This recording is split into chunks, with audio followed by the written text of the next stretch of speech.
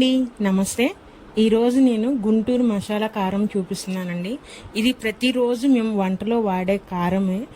ఫ్రైలైనా సాంబార్ అయినా ఏ దాంట్లోకైనా ఈ కారమే వాడతామండి. అది ఎలా చేయాలో ఏంటో మీకు కూడా చూపిస్తాను. నా కిచెన్లోకి పదండి. ముందుగా మనం మార్కెట్ నుంచి ఎండుమిరపకాయలు తెచ్చుకోవాలండి. వాటిని తొడాలు తీసేసుకొని మనం రెడీగా పెట్టుకోవాలి. ఇవైతే గుంటూరు మిర్చేనండి. వాటిని ఇట్లా ఎండలో ఎండబెట్టేసుకోవాలండి. ఒక 2 రోజులు బాగా ఎండితే కానీ మనకి మెత్తటి పౌడర్ అవ్వదు. ఎంతమందికంటే కాయ అట్లా ఇరిస్తే అట్లా ఇరిగిపోవాలి కాయ అనేది. బాగా రెడీ అయిపోయినాయండి ఎండుమిరకాయలు ఎండిపోయి. ఇప్పుడు దీంట్లోకి వేసే మసాలా అండి, జీలకర్ర,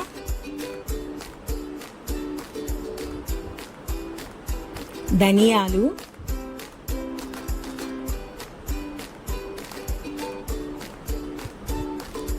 మెంతులండి, పచ్చిశనగపప్పు,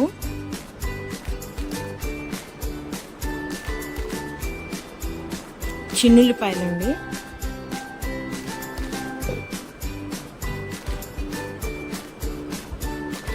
అలాగే సాల్ట్ అండి.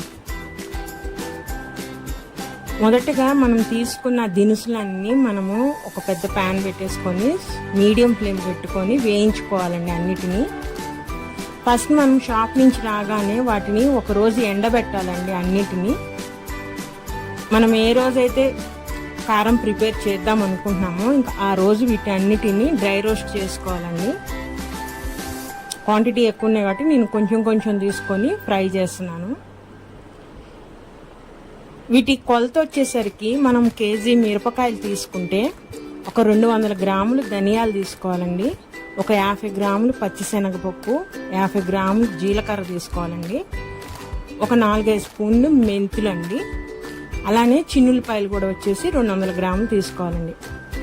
సేమ్ ఉప్పు కూడా అంతే 200 గ్రాములు. ఇది కేజీ కొలతకండి. మనము ఎండుమిరపకాయలు ఎంతైతే పెంచుతామో క్వాంటిటీని కూడా డబుల్ చేసుకోవాలి.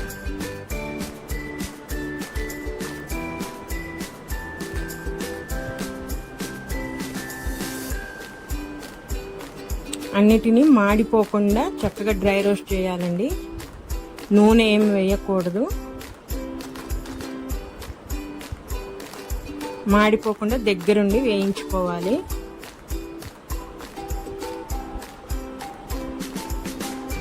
కొంచెం టైం పట్టినా సరే మీడియం ఫ్లేమ్లో పెట్టుకొని వేయించుకోవాలి.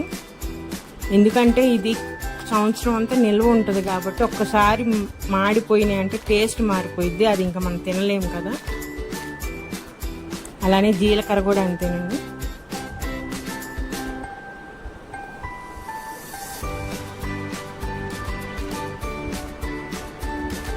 మేము శివరాత్రి అయిపోయిన తర్వాత ఎండుమిరపకాయలు తీసుకొచ్చి ఒలిచి ఎండి పెట్టడం స్టార్ట్ చేస్తామండి.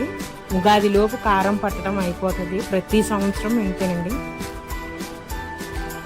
మా గుంటూరు సైడ్ ఎవరైనా సరే కారం ఇలానే ఉంటుందండి. మసాలా లేకుండా ఉట్టి కారం అనేది వాడరు.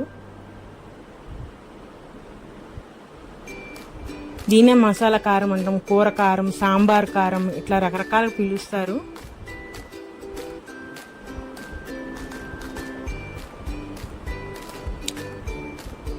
ఈ వేయించుకున్న వాటన్నిటిని ఒక ప్లేట్లో తీసుకొని మనం చల్లారి పెట్టేసుకుంటూ ఉండాలండి. 1 కేజీ కారం అయితే మనం ఇంట్లోనే గ్రైండ్ చేసేసుకోవచ్చు మిక్సీలో. అయితే క్వాంటిటీ ఎక్కువ ఉంది కాబట్టి నేను మిల్లుకి తీసుకెళ్తానండి, మాకు దగ్గరగానే ఉంది. జీలకర్ర అయిపోయింది కదండి. ఇప్పుడు పచ్చిశనగపప్పు,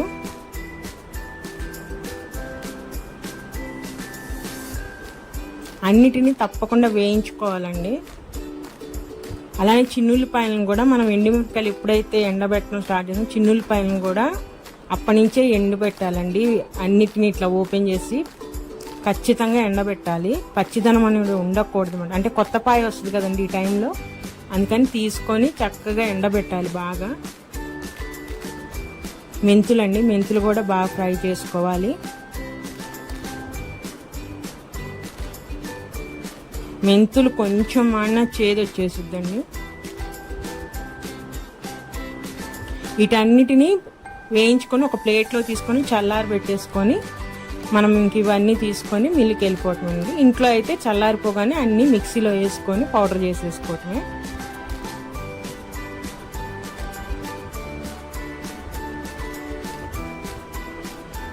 ఎండుమిరపకాయలు వేయించకూడదండి, ఎండబెట్టుకొని రెడీ చేసుకోవాలి.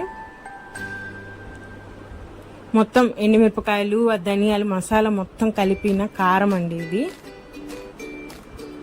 చూసారా, అన్నీ కలిసిపోయినాయి. ఏది మనకు విడివిడిగా మసాలా విడిగా కనిపించలేదు కదా. ఇప్పుడు మనం చిన్నులపాయ ఉంది కదండి, కేజీ తీసుకున్నాను నేను, మొత్తం క్వాంటిటీ నా కారానికి సరిపడేటట్టు. దాన్ని కొంచెం రోట్లో వేసుకొని దంచుకోవాలండి. మిక్సీ పట్టి పేస్ట్లా చేయకూడదు, కచ్చా పచ్చాగా ఉండాలి. ఇప్పుడు మనం మిల్ నుంచి తెచ్చేసుకున్న కారాన్ని ఒక పెద్ద డబ్బుల్లో వేసుకొని ఈ చిన్నులపాయ కూడా వేసుకొని మొత్తం పైనుంచి కిందకి మొత్తం కలిసేలాగా కలుపుకోవాలండి.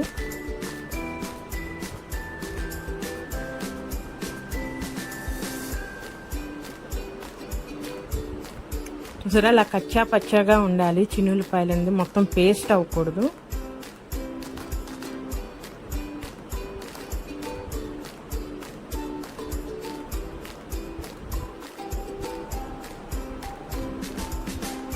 చిన్నులపాయ ఇట్లా వేస్తే ఉంటుందా, పచ్చిశనగపప్పు వేస్తే ఉంటుందా అని చాలా డౌట్లు రావచ్చు, కానీ ఏం అవ్వదండి.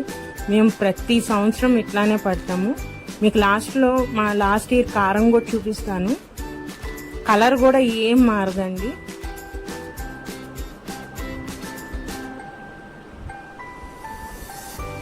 మేము ప్రతి కూరలో ఇదే వేస్తాం కాబట్టి విడిగా ధనియాల పొడి, జీలకర్ర పొడి అంటే విడిగా ఏం వేయము, మొత్తం ఈ కారంలోనే ఉంటుంది మాకు. అలా కలిపేసేసుకొని వీటన్నిటిని ఒక డబ్బాలోకి తీసి పెట్టేసుకోవటమేనండి. కారం రెడీ అయిపోయింది. కాకపోతే ఇప్పుడే మనం చిన్నులపాయలు ఇప్పుడే మిల్ నుంచి పట్టించుకొచ్చాం కాబట్టి కొంచెం కారం వేడిగా అలా ఉంటుంది కాబట్టి మూత దూరగా పెట్టుకొని అది మొత్తం చల్లారిపోయిన తర్వాత మనం స్టోర్ చేసుకుంటే సంవత్సరం మొత్తం ఉంటుందండి. ఇది మా పాత కారం అండి, లాస్ట్ ఇయర్ పట్టింది. చూడండి ఎలా ఉందో ఇప్పటికి. ఇదేమో ఇప్పుడు పట్టించిన కారం అండి. చూసారా, ఏం తేడా లేదు కదా, రంగు కానీ ఏది పాడవదు, కారం కూడా పాడవదు, చాలా బాగుంటుందండి. మేము ప్రతి కూరలోకి నాన్ వెజ్ అయినా వెజ్ అయినా దేంట్లోకైనా ఇదే వాడతాము. ఒక్క పచ్చళ్ళకు మాత్రమే ఉట్టి కారం వాడతామండి. జస్ట్ ఎండుమిరపకాయలు పట్టించేసి ఆ కారం మాత్రమే వాడతాము. ఒకసారి మీరు కూడా ట్రై చేయండి, చాలా బాగుంటుంది ఈ కారం. థ్యాంక్ యూ ఫర్ వాచింగ్ అండి. నా వీడియోస్ కనుక నచ్చితే ప్లీజ్ సబ్స్క్రైబ్ మై ఛానల్ అండి. ఉంటాను, బాయ్.